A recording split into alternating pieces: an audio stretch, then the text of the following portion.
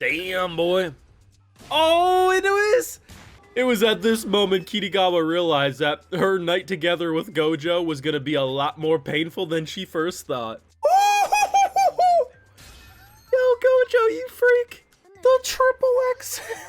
Can we just take a moment to appreciate the fact that if Gojo had any idea what just happened, while yes, he would immediately correct it because that's who he is, but if he really actually wanted to, we just have all the proof we need that Kitagawa 100% is ready to be made a woman. And boy golly is my boy, if only he realized he could become a man. I think truly too with that scene, even if she thought he was buying the smalls, I think she would have had the same reaction, and if that ain't love, I don't know what is. Make sure you drop a like, share, support this video, subscribe if you happen to be new around here. Patreon is where you catch my full live reactions to all these episodes. You want to help fund the channel. So, been a good couple of weeks for this show, and ignore the XXL Magnum condoms. This was a great episode. But yeah, that was the single best scene I've seen all season from this show, because a lot of stars have to align for that to happen the way it does, and for him not to realize what she thought. Here's the thing. I'm sure a lot of you will end up disappointing women in your life. You know what? Work on it, you got it. But my boy, unfortunately, is about to disappoint a woman because he ain't gonna deliver on what she thought was gonna happen. And that is hilarious to me, because he thinks, well, sleeping in the same home as her because the trains be canceled. I can't do that, but big brain play, we'll just drink a lot of Monster Energy. We'll stay up all night till the cows come home, and then I'll leave. Unfortunately, the Monster... Now, does the layout of the store make sense? Not really. I'm pretty sure the tampon and feminine hygiene aisle was like literally directly behind him. Monster Energy drink here, and condoms. Then again, maybe that's a good play. Maybe you need your stamina for your safe play. Maybe you need some feminine hygiene. Maybe it works. I don't know. But either way, her coming over and trying to get clarification for him to say, oh, I'm checking out now.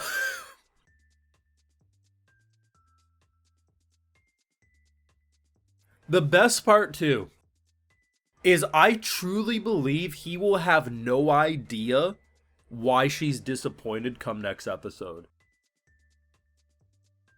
I don't think there's going to be a conversation where she's like, I thought I was going to get dicked down tonight. Hey, but at least she thinks Gojo practices safe sex. You know what? Props to him, I suppose. But that has to be the funniest scene in the show to date. But here's the thing. As fun as the memes are, as fun as that scene is, the episode as a whole was really good. So what they're building into is this kind of group cosplay event. It's based on like a horror visual novel with some crazy ass nuns. And obviously you need a lot of people, and we got some new characters, we got returning characters that we haven't seen in like 15 episodes or something. Like the sisters make their reappearance here. When they initially revealed Juju at the end of last episode, I was like, I don't even remember this character, I gotta be honest. And then, oh yeah, it all came back to me. It's really funny too, because like you have this like overly like supportive little sister who's taller than the big sister, because height genes just don't make sense sometimes. And just the idea that she wants so desperately to see her dress up, and the only reason she calls Kitagawa back is because like she can't disappoint her little sis. Like that's the entire reason. And just the reluctant phone call. Hello? Yeah. Alright. It's so funny, man. And you got the dynamics, you got, you know, hostility, you got friendship.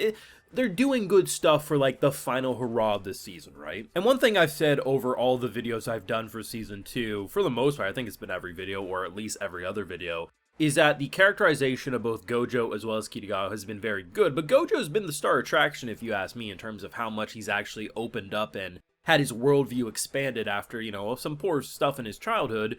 Really feels like poor stuff from a singular person, but still how that can mess with you internally, and how he started to overcome it and accept that, oh, actually maybe there's a big wide world out there and we just have to surround ourselves by like-minded people rather than thinking we have to switch to conform to what he thinks normal is for the entire masses, right?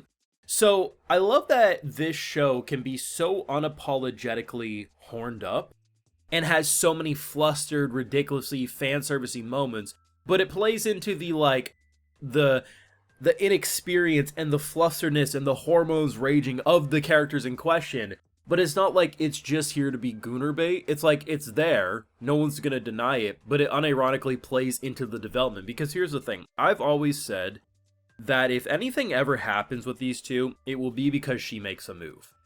And I think after this episode, that just reaffirms it, because she's thinking, oh man, wasn't prepared for this, but I'm pretty excited for this. And at some point, enough of these moments will happen where she's gonna pounce on that pogo stick. And he's not gonna know what's going on, but boy golly will he be excited. And that's what's funny about them, is that they are unironically one of the most wholesome dynamics, because they're both so unapologetically themselves. Gojo, with this kind of like, very mature demeanor, and just the idea of his like very, you know, kind of old man hobbies at the end of the day, but he does it in like such a young-hearted way. And then she's just an absolute degenerate weeb who probably shouldn't see the light of day, but boy golly does she anyway. And they both just support the other so unapologetically, and I think that's what makes them so great. And while it's not impossible for her to sneak into his bed, because she's like, oh, he's taking his sweet-ass time, maybe I'll make the move. You know, I expect some blue balls, but if not, boy golly, that'll be the, either you have the fumble of the century, or the most unexpected W known to man, because either he gets laid that night, and he has no idea how it happened, or she gonna be grumpy as hell because she thinks he blue balls her.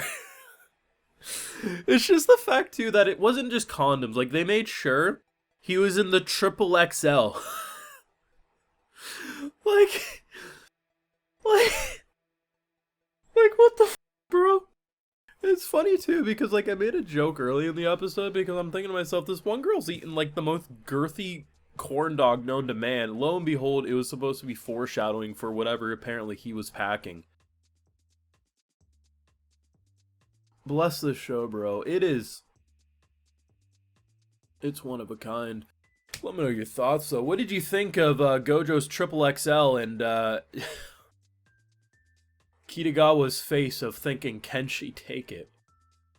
Oh, YouTube's gonna love me for this one. You let me know your feelings down below. Drop a like, share, support, subscribe if you're new around here. Patreon is, of course, where you catch those full live reactions and exclusives like, hey, I give video shoutouts to my patrons. Alright, so today we got Agus, Pope of the Church of Miyu, Nebs10, Linky215, and we also have Zythrin. So I appreciate the support, everyone. Please take care, and you all have a good one.